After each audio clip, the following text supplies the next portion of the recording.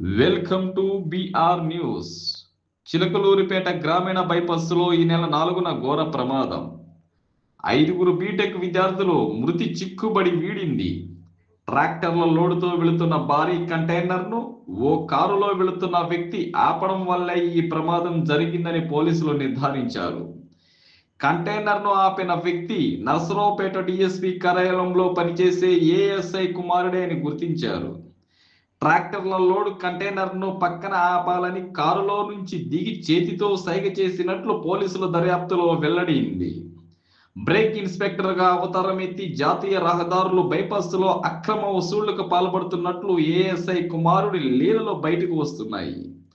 2023లో తక్కువ ధరకే బంగారం పేరిట కారు 40 లక్షలతో ఉడాయించాడు. ఇందులో తండ్రి హస్తం కూడా ఉందని అప్పట్లోనే నిర్ధారణ అయింది.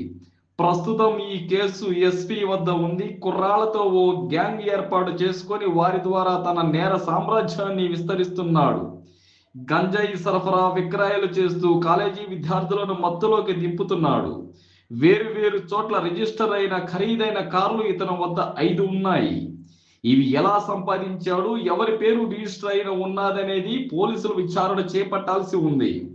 పలుకుబడి ఉపయోగించుకొని కొన్నేళ్లుగా నర్సరావుపేటలోనే పోస్టింగ్ వేయించుకుంటూ కుమారుడి నేరాలకు తండ్రి సహకరిస్తున్నట్లు పోలీస్ శాఖలోనే చర్చ నడుస్తుంది.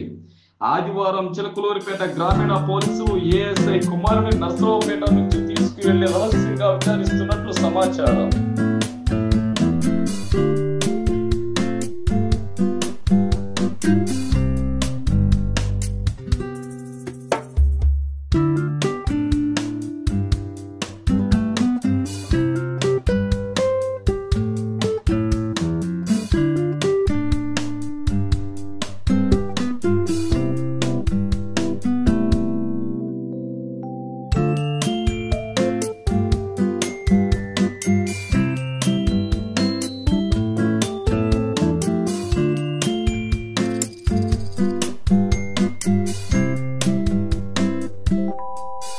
you